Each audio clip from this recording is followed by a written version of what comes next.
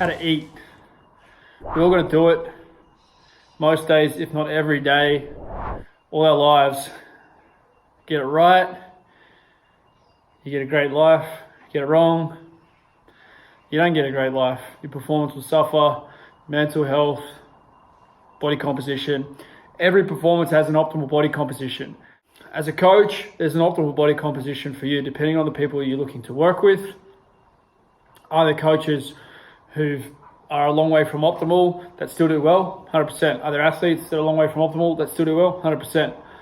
But if you're talking about optimizing your internal chemistry, body composition, your mental energy, we need neural drive to create an anabolic environment. We would need neural drive, and then we need the stuff there to fix it. Okay, so what do we need to be eating? This is a simple how-to video for athlete, for coach. Number one, foundation is meat. Okay, we are made from red meat, and that's the easiest thing for us to create ourselves from. Now, I know there are other red meat animals, cows, sheep. They don't need to eat red meat. We do. Our digestive systems are somewhat similar or very similar to wolves, to dogs. We do very well on a meat-based diet. What we need on top of that is then the next question. But the foundation is meat. Some rotation between fish, chicken, white meats, beef, lamb, kangaroo, deer, etc. The best meats, according to Charles Poliquin, and it makes a lot of sense to me, are the wild meats. Okay, so the animals that we domesticated, that we dumbed down so that we could catch them very easily, so that we could herd them, there's probably some deterioration in their properties and dumbing down of their instincts and dumbing down of the energy that they give. Everything is energy, and I do believe that there is a small but significant difference between wild meat and grass-fed meat. Is basically a wild cow. They're doing something like what they would have done before, but we've domesticated that animal. We've bred it to be easy for us to manage. And in the process of that, we've probably slightly decreased the quality of what it is. Okay, so if you're looking for that black belt, high-end stuff, you want to be going after those wild meats. If you're living on crap and there's all kinds of boxes in your cupboards at the moment of all sorts of different foods, then that conversation is not for you just yet. Although you can take it on if you want to, whatever level you're ready to jump to today. Okay, so if we accept red meat as the foundation, using some other meats, chicken, fish, etc. Most people, once they really start to get into this meat-based diet, they tend to consume a lot less fish, chicken, eggs, etc. But you may want to keep them in, up to you. If you do a period of carnivore, then you'll have more of a feeling for which meats actually satiate the most. What's next? Soup. And the meat, the stuff that comes out of the bones and joints is probably what's next. Slow cooking and getting that connective tissue. You're getting some of those amino acids, some of the protein and glycine rich stuff, which is coming from broth, which is coming from slow cooked stuff where you can eat the joints. If you're eating small fish or chicken, sometimes you can eat the bones. Depends on how long it's been cooked, etc. And when you slow cook, even the big bones, you can eat them. You get a lot of minerals and things from them as well. So that's probably your second priority, is like those liquid nutrients. Third then is your carbs. Okay, so we're going to keep this very simple. If meat is your foundation, and when you want to get leaner, you just eat the meat and the bone broth stuff. If performance becomes more of a goal, now if your body composition is a long way from what's optimal for performance, then get your body composition close to what's optimal for performance. If that means adding a lot of muscle mass, then get that done. If that means losing a lot of body fat, then get that done. Sometimes it's the opposite, but very rarely. So let's get the body composition changed. Carbohydrate, if we do need to add muscle and if we do need to train with high volume, then carbohydrate is our friend. Okay, so carbohydrate is not the enemy for all people all the time. It is one of the number one enemies for humanity at the moment, but that's talking about a largely sedentary population who are eating themselves to death with processed foods, sugar, etc. Carbohydrate is the enemy for those people, and it is extremely addictive, and they're having a lot of trouble getting away from junk foods. The protein leverage hypothesis, and when you get into the nutrition lectures very deeply, you'll understand all these factors and getting over the the anabolic threshold with amino acids, etc. But at the very foundational level, get those meats in and then bone nutrients, And then carbohydrate selection. That's it. Fruits, rice, potatoes. Earn your carbs.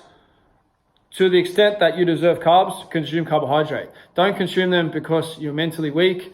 Don't consume them because everyone said that you need them, otherwise you won't have energy. If this is the case, then you need to readdress, you need to address your metabolism, improve things. If you are training with high volume and you are lean, then yes, you may feel like crap on a low carb diet. I've done carnivore and low carb diets while being extremely lean through training camps, etc. It may not always be optimal, but it definitely can be done, and it's not that far away from optimal. Now, saying that, I often do use ketones. Ketones are a secret weapon as far as supplements goes. They just happen to be sitting there. But as far as supplements go, they're one of the most powerful things to help you to consume a high protein diet with low fat and low carbs. Okay, so if you're talking about getting lean, when you're on that meat and bone based diet, all you need to do is drop out the carbohydrates and drop the fats down a little bit, and you get lean very quickly. Okay, so you just need lean days. You don't even need lean weeks, etc. If you can just have 1 day, 2 days, 3 days in a row, 1, 2, 3 days a week where you eat lean meat, then your body will just drop the fat. It's very, very effective. It works for everyone who does it. Some people can't do it. They need to look for other solutions or learn about themselves to be able to do it. But when you have those lean meat days, it's called the protein sparing modified fast. You don't necessarily have to do the protein sparing modified fast diet for a long period of time, but even just mixing in days like that is extremely effective for getting lean. When I did those photos the other day, I had just happened to have been doing a few days of protein sparing modified fast. I probably did like 3-4 days over about a week, and then just ate normally on the other days. And I got quite lean. Photos came out well. That was literally all it was. It's just where I sit normally, and then it's just a couple of days where you take the fuel out and your body uses its own fuel. Now the myth is calories in, calories out. You're always using the same amount of calories. It's just whether the calories are the ones that you have stored on your body or they're the ones that you're consuming. Okay, so you're still going to use very similar. Maybe the numbers shift just slightly from some down regulation, etc. But if I don't consume any calories today and I train hard, I'm still going to burn 2,500 calories. If I don't consume 2,500 calories, but I burn 2,500 calories, then I've still used fuel. I just use the fuel that's here. I use a few amino acids, I use the stored muscle glycogen, and I use my own fat, and I get lean. Now, you don't want to starve yourself. You want to nourish the body, nourish the cells, but you're not starving yourself if it's 1 day. You're not starving yourself if you're getting a ton of protein in there. And it's just playing with the fuel source. But firstly, you need to be fat adapted so your body can use your own fuel. Carbs, if you need them, fruit, rice, potatoes, mostly around your workout, maybe in the evening. Okay, so not having carbs in the morning or only having them post-workout and in the evening gives your body some break from insulin. That's going to mean that you're not maximally anabolic, but it's also going to mean that that system stays sensitive so that you can get amino acids getting taken up into the muscles. If you're insulin resistant, then that's on the path towards diabetes. It also means you're anabolic resistant. It means it's hard to gain muscle mass. And this was a problem for me. I had overly consumed carbohydrates because I was following the macro-based diets and just smash all the carbs. But then I became resistant to insulin, and that meant that the muscles also weren't taking up the amino acids, and then you can't get results, right? So that's getting your carbs right, how many you need, exactly when you need them. The leaner you are, the more you can probably take. The harder you're training, if it's a leg day, if you've done a lot of volume, if you've done 30 sets, then you might want 300 grams of carbohydrates around your training. Chances are for most people, most of the time, it's 30 grams, 50 grams, 100 grams carbohydrate around training. The rest mostly proteins and fats, maybe some carbs in the evening. Monitor your results. If it's getting better, then it's getting better. Stick with it. If it's not working, go back more to that meat-based. There may be a few exceptions to this genetically, etc., but it's probably unlikely that it's you. And if you have the discipline, you'll see what's happening anyway. If you do the carb phase and you get leaner, then that's what you need. Once you are at quite a lean point and quite strong, then adding the carbs back in can, for some people, help them to go even leaner because they're getting better anabolism and also decreasing cortisol, decreasing stress response, because they're quite lean, and the carbohydrate and the insulin, when insulin goes up, cortisol comes down, so the stress hormone goes down, and that's going to help with the body composition. The elephant in the room, the thing that I haven't spoken about, if we've got our meat sorted, we've got our carbohydrates sorted, meat and bones, carbohydrates sorted, what's the other thing? Vegetables, don't care. Don't overdo it. If your guts are bad, try taking them out, try taking them way down. Little salad once a day, little salad once a week, don't care. Don't go crazy on them. I used to say greens were the foundation, start with the greens. I don't believe that anymore. I think if you overdo your greens, it's probably a negative. Do you need to completely take them out? Not unless you've got autoimmune stuff, not unless you've got some serious things going on. You probably don't need to take them all the way out. That's your food, that's it. If you're eating a bunch of other stuff and it's making you fat, sick, not getting the results you want, stop that. Focus on getting these foods right. Eat meat and rice. That's it.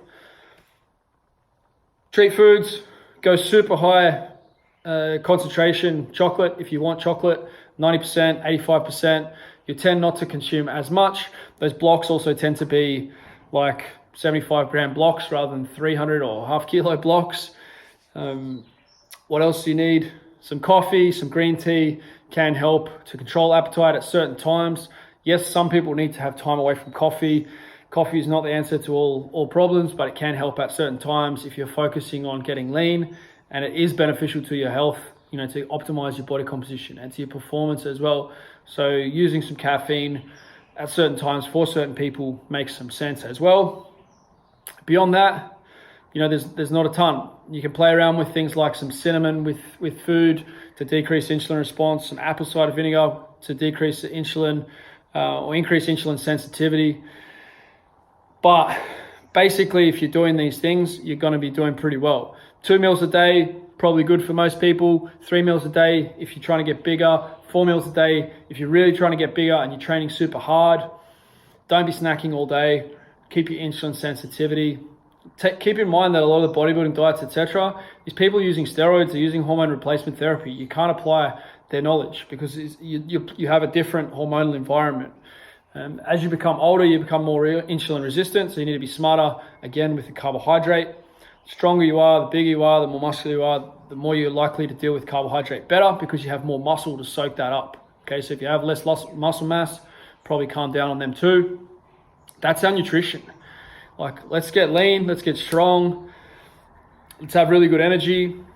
Cycling your carbohydrate can fit in there as well. Okay, so every 3-4 days, have some carbohydrate. Start with 2 weeks off from carbohydrate. If you're just getting into this program and you're sloppy, go 2 weeks no carbs, just eat meat, a little bit of green veggies if you want to, don't care, but keep the carbs out. You won't feel the best the whole time, that's okay. You don't deserve to feel your best. Just get a bit leaner and then you'll look better, and then add the carbohydrates back in. It's not forever, it's just a discipline thing to get you started.